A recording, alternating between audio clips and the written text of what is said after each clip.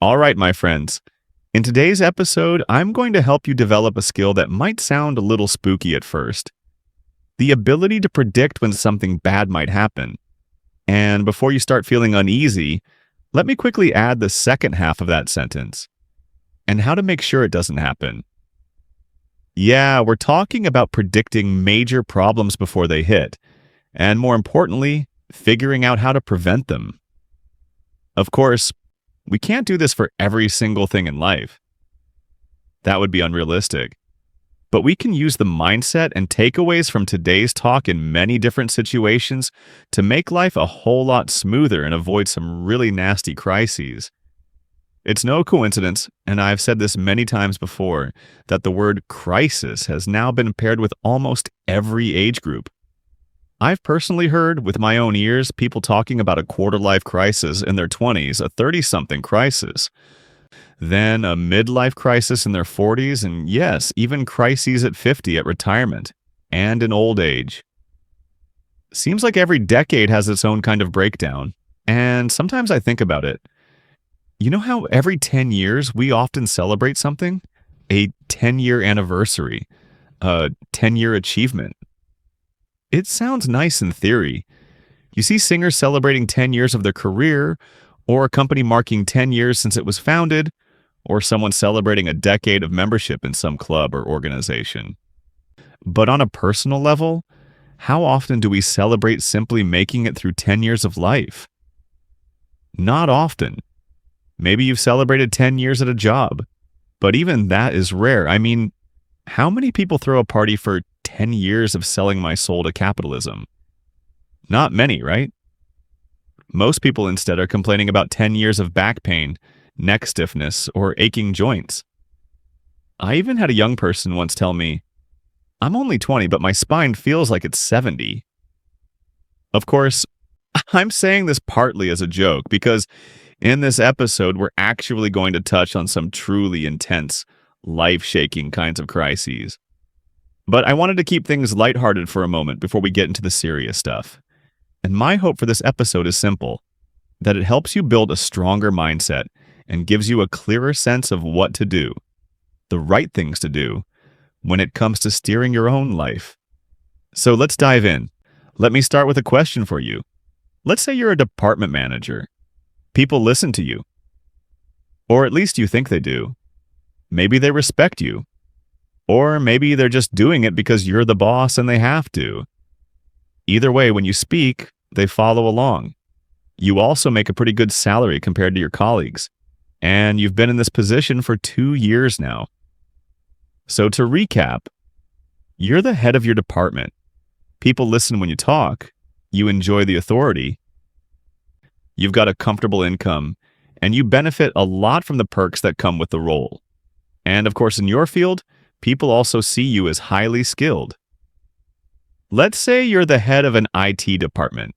Your expertise is well known, and your colleagues genuinely respect your abilities. Now let me ask you something, and I want you to answer honestly.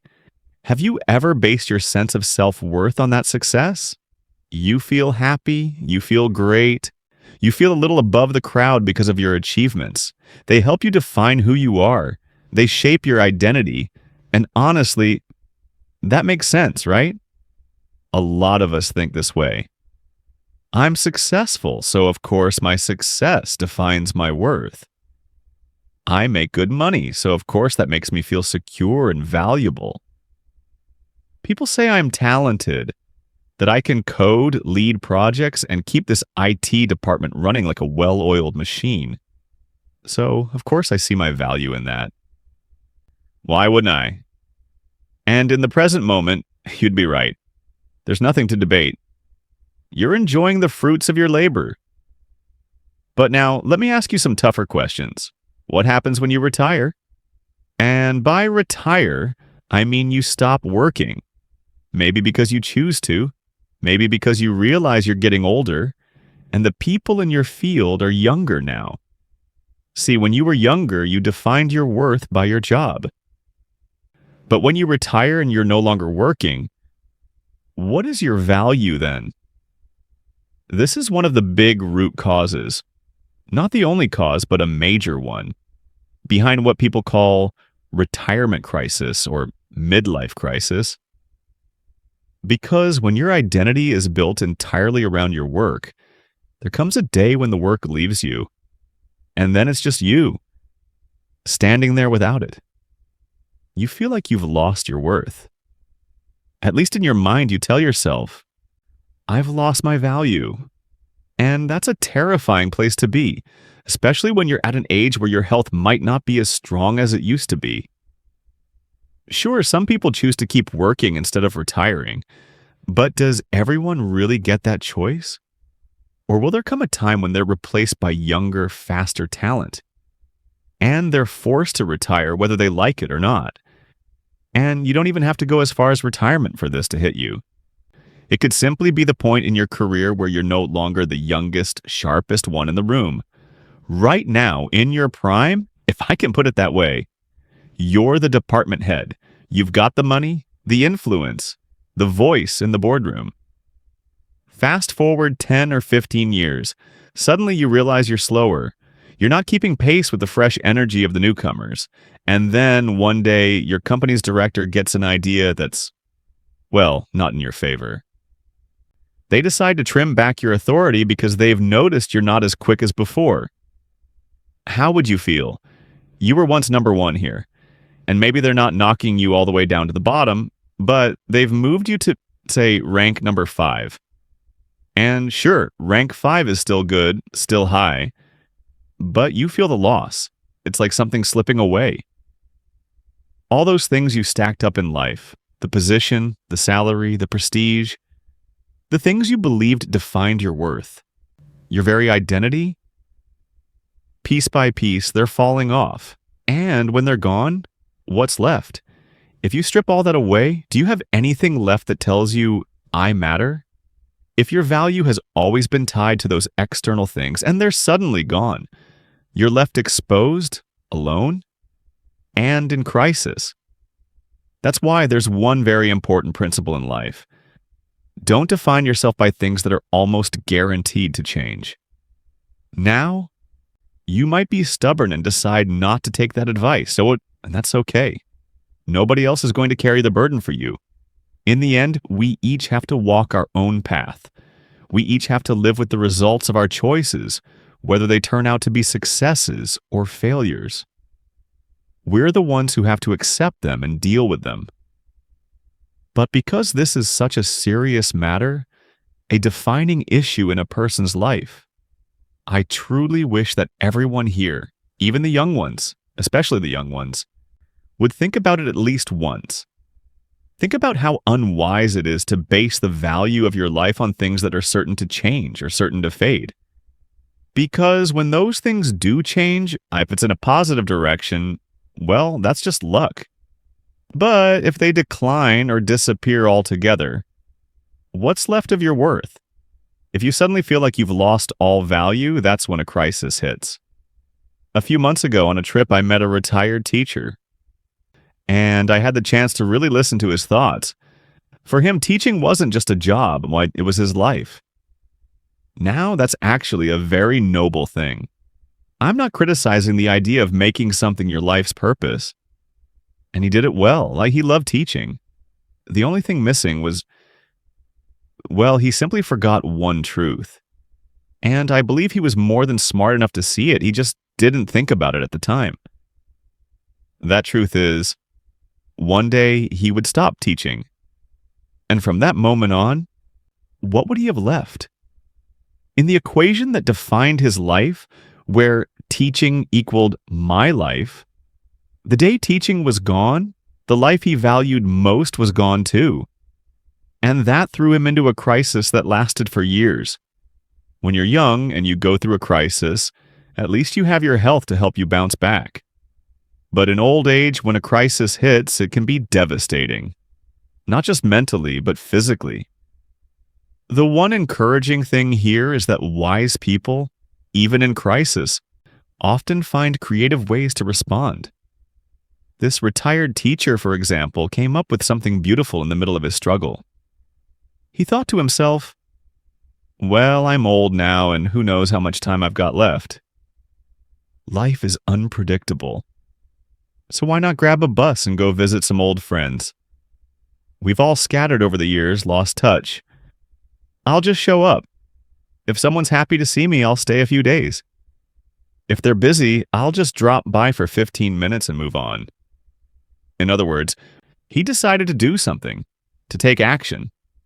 Instead of sitting at home every day, lost in nostalgia, wishing he could teach again, but knowing he couldn't because of retirement.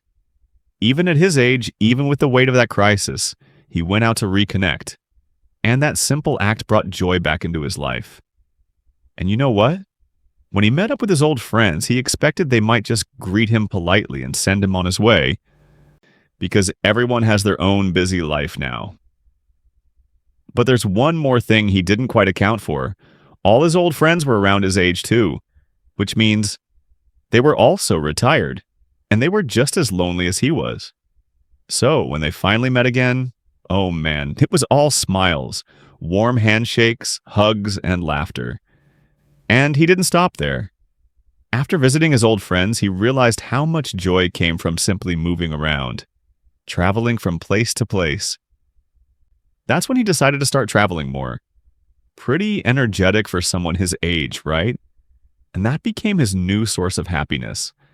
Now, he never sat down and wrote out a new life philosophy, but from where I stand, I could clearly see a shift in how he defined his self-worth.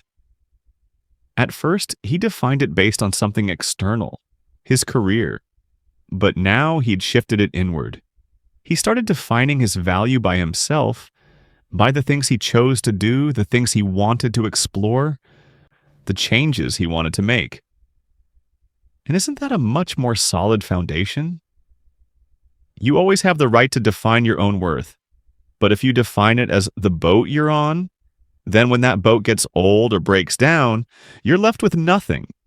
Instead, if you define yourself by your skills, your ability to steer the boat, to swim if a storm hits, to call for help if disaster strikes, or to jump onto another boat when it's time for change, then your value is tied to your resilience, your wisdom, your ability to grow. And when you do that, your life is far less likely to be shaken by earth-shattering crises. Let's take another example, this time about love. Has anyone here ever defined their self-worth through love? Maybe you're lucky. Through some magical stroke of compatibility, you meet a girl or a guy, and you fall deeply, passionately in love. You might even say in a moment of romantic high, "You are my life." Now, as I've said before, whenever I hear that line, my heart aches a little. Because if someone sees another person as their whole life, that means they're defining themselves, their value, their entire existence by that relationship. They're putting their self-worth on something as fragile as love. And that is dangerous. It's the reason so many tragedies play out in our society. Because if that relationship ends, let's say they break up, some people lose themselves completely. I'm talking literally losing their minds.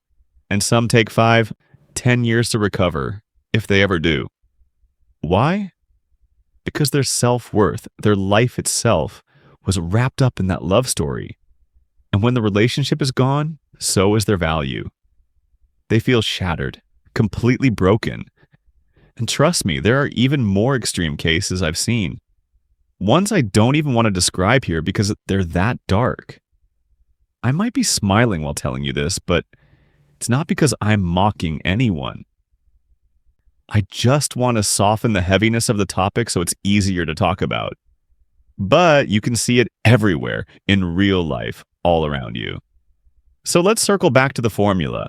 It's actually very simple. Don't put yourself in this kind of crisis in the first place. How? By becoming aware early on that you should never define your self-worth based on things that can easily change.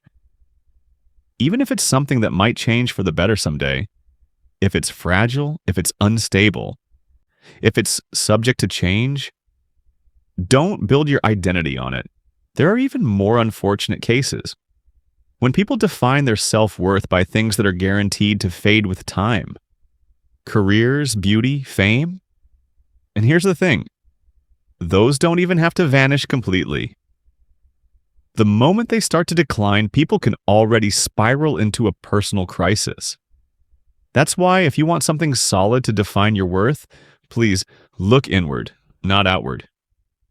Focus on qualities like adaptability, problem solving, critical thinking, and the ability to create joy for yourself without depending on outside circumstances.